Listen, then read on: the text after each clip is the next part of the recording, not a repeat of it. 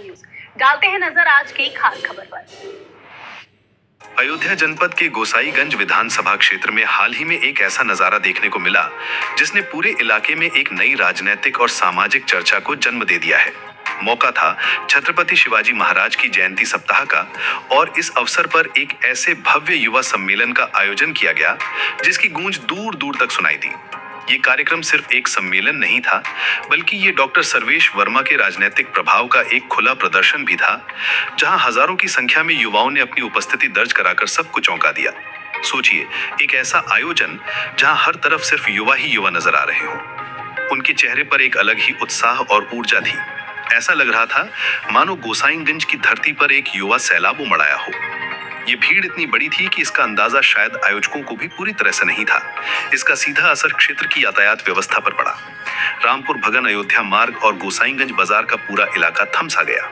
गाड़ियों की कई किलोमीटर लंबी कतारें लग गईं और जो लोग अपने रोजमर्रा के काम लिए निकले थे, वे घंटों तक जाम में फंसे रहे। ये जाम सिर्फ एक असुविधा नहीं था, बल्कि ये इस बात का प्रतीक था कि इस कार्यक्रम ने कितनी बड़ी संख्या में लोगों को अपनी ओर खींचा था। आम राहगीरों को बेशक परेशानी हुई, लेकिन हर बात पर चर्चा कर रहा था कि आखिर इतनी बड़ी भीड़ आई कहां से।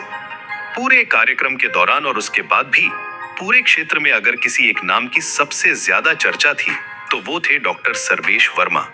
लोग आपस में यही बातें कर रहे थे कि डॉक्टर वर्मा ने अपनी राजनीतिक ताकत का कितना प्रभावशाली प्रदर्शन किया है। ये सम्मेलन उनके बढ़ते हुए कद और युवाओं के बीच उनकी पकड़ का एक जीता जागता सबूत बन गया। जब डॉक्टर सर्वेश वर्मा ने मंच संभाला, तो वहां मौजूद हजारों युवाओं का जोश देखने लायक था। उन्होंने अपने संबोधन में किसी तरह की राजनीतिक बयानबाजी से ज्यादा उन मुद्दों पर ध्यान केंद्रित किया जो सीधे तौर पर युवाओं और क्षेत्र के भविष्य से जुड़े थे।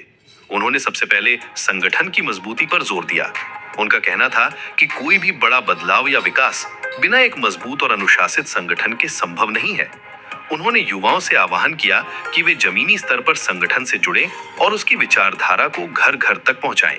उन्होंने कहा कि युवा ही किसी भी संगठन की रीढ़ होते हैं और उनकी ऊर्जा के बिना कोई भी लक्ष्य हासिल नहीं किया जा सकता। इसके बाद उन्होंने क्षेत्रीय